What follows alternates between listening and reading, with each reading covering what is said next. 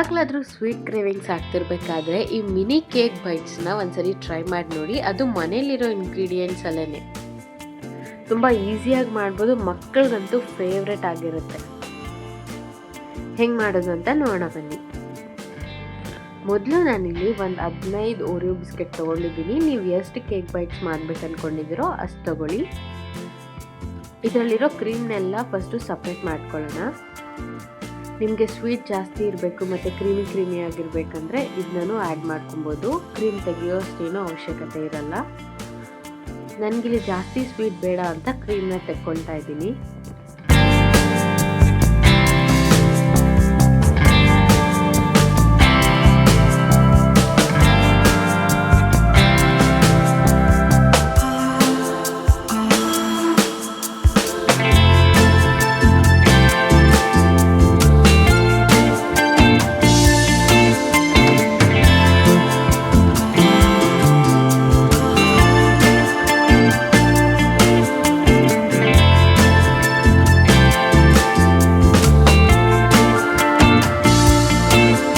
ಇವಾಗ Oreo ಬಿಸ್ಕೆಟ್ಸ್ನೆಲ್ಲ break ಮಾಡಿಕೊಂಡು ಹಾಕ್ಕೊತಾ ಇದ್ದೀನಿ.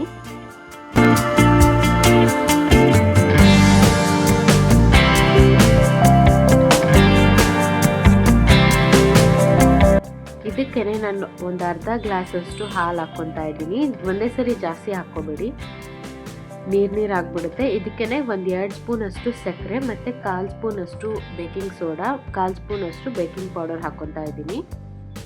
ಬೇಕಿಂಗ್ ಪೌಡರ್ ಹಾಕ್ಕೊಂಡಿಲ್ಲ ಅಂದ್ರೂ ಪರವಾಗಿಲ್ಲ, ಪರ್ಫೆಕ್ಟಾಗಿ ಬರುತ್ತೆ. ನೋಡಿ, ಅರ್ಧ ಗ್ಲಾಸಷ್ಟು ಹಾಲು ಹಾಕ್ಕೊಂಡಿದ್ದಕ್ಕೆ ಪರ್ಫೆಕ್ಟ್ ಕನ್ಸಿಸ್ಟೆನ್ಸಿಯಲ್ಲಿ ಬಂದಿದೆ. ನೀವು ಒಂದೇ ಸರಿ ಜಾಸ್ತಿ ಹಾಲು ಹಾಕ್ಕೊಂಡ್ರೆ ತುಂಬ ನೀರು ಆಗಿಬಿಡುತ್ತೆ. ಇವಾಗ ಈಸಿಯಾಗಿ ನಮ್ಮ ಕೇಕ್ ಬ್ಯಾಟರ್ ರೆಡಿ. ನೋಡಿ, ಈ ಕನ್ಸಿಸ್ಟೆನ್ಸಿಯಲ್ಲಿದ್ದರೆ ಸಾಕು, ಚೆನ್ನಾಗಿ ಉಬ್ಬಿ ಬರುತ್ತೆ.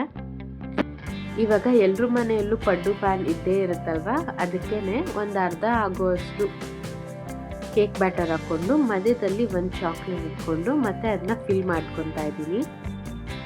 ಮಧ್ಯದಲ್ಲಿ ಒಂದು ಚಾಕ್ಲೇಟ್ ಇಡೋದ್ರಿಂದ ಚಾಕ್ಲೇಟಿಯಾಗಿ ಟೇಸ್ಟ್ ತುಂಬ ಚೆನ್ನಾಗಿರುತ್ತೆ. ನಿಮಗೆ ಚಾಕ್ಲೇಟ್ ಬೇಡ ಅಂದ್ರೂ ಸ್ಕಿಪ್ ಮಾಡ್ಕೋಬೋದು. ಇಲ್ಲಾಂದರೆ ನೀವು ಟೂಟಿ ಫ್ರೂಟಿನೂ ಹಾಕ್ಕೋಬೋದು, ಇಲ್ಲಾಂದರೆ ಯಾವುದಾದ್ರು ಡ್ರೈ ಫ್ರೂಟ್ಸು ಹಾಕ್ಕೋಬೋದು. ಟೇಸ್ಟ್ ಚೆನ್ನಾಗಿರುತ್ತೆ. ಇದೇ ಥರ ಎಲ್ಲದಕ್ಕೂ ತುಂಬಿಸ್ಕೊತಾ ಇದ್ದೀನಿ.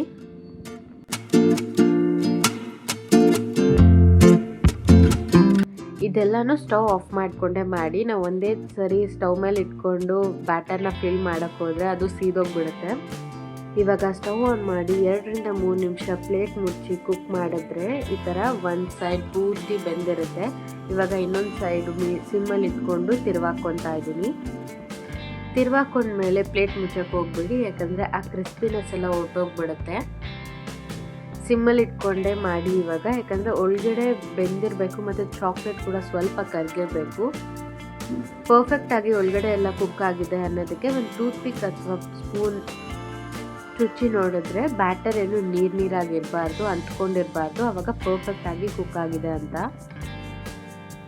ಇವಾಗ ಪ್ಲೇಟಿಗೆ ತೆಗೆದಿಟ್ಕೊಂಡು ಇದ್ರ ಮೇಲೆ ಸಕ್ಕರೆ ಪೌಡರ್ನ ಉದುರಿಸ್ಕೊತಾ ಇದ್ದೀನಿ.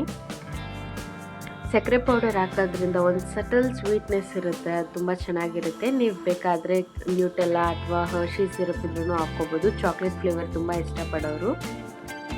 ನೋಡಿದ್ರಲ್ಲ ಎಷ್ಟು ಈಸಿಯಾಗಿ ಮನೆಯಲ್ಲಿ ಬರೀ 5 ನಿಮಿಷದಲ್ಲಿ ನಾವು ಈಸಿಯಾಗಿ ಕೇಕ್ ಬೈಟ್ಸ್ನ ಮಾಡ್ಕೋಬೋದು ಅಂತ. ನೋಡಿ, ಒಳಗಡೆ ಚಾಕ್ಲೇಟಿ ಫ್ಲೇವರ್ ಇರುತ್ತಲ್ವ, ತಿನ್ನಬೇಕಾದ್ರೆ ಎಷ್ಟು ರುಚಿಯಾಗಿರುತ್ತೆ. ನೀವು ಒಂದ್ಸರಿ ಮಾಡಿ ನೋಡಿ, ಅಂಗಡಿಯಲ್ಲಿ ಸಿಗೋ ಕಪ್ ಕೇಕ್ಸ್ನೇ ಮರ್ತೋಗ್ಬಿಡ್ತೀರಾ. ನೋಡಿ ಎಷ್ಟು ಫ್ಲಫಿಯಾಗಿ ಬಂದಿದೆ. ನೀವು ಮನೇಲಿ ಒಂದ್ಸರಿ ಟ್ರೈ ಮಾಡಿ ನನಗೆ ಕಮೆಂಟ್ ಮಾಡಿ ಹೇಳಿ ಹೆಂಗೆ ಬಂತು ಅಂತ. ಇಷ್ಟು ಈಸಿಯಾಗಿ ನಾನು ಒಂದು ಕೇಕ್ ರೆಸಿಪಿನ ಮಾಡಿದ್ದೇ ಇಲ್ಲ. ನೀವು ಒಂದ್ಸರಿ ಟ್ರೈ ಮಾಡಿ, ಖಂಡಿತ ಕಮೆಂಟ್ ಮಾಡಿ. ರೆಸಿಪಿ ಇಷ್ಟ ಆಗಿದ್ರೆ ಲೈಕ್ ಮಾಡಿ, ಶೇರ್ ಮಾಡಿ, ಕಮೆಂಟ್ ಮಾಡಿ. ಮುಂದೆ ಬರೋ ರೆಸಿಪೀಸ್ನ ಮಿಸ್ ಮಾಡ್ಕೋಬಾರ್ದು ಅಂದರೆ ಸಬ್ಸ್ಕ್ರೈಬ್ ಮಾಡಿ, ಬೆಲ್ ಐಕಾನ್ನ ಹಿಟ್ ಮಾಡಿ.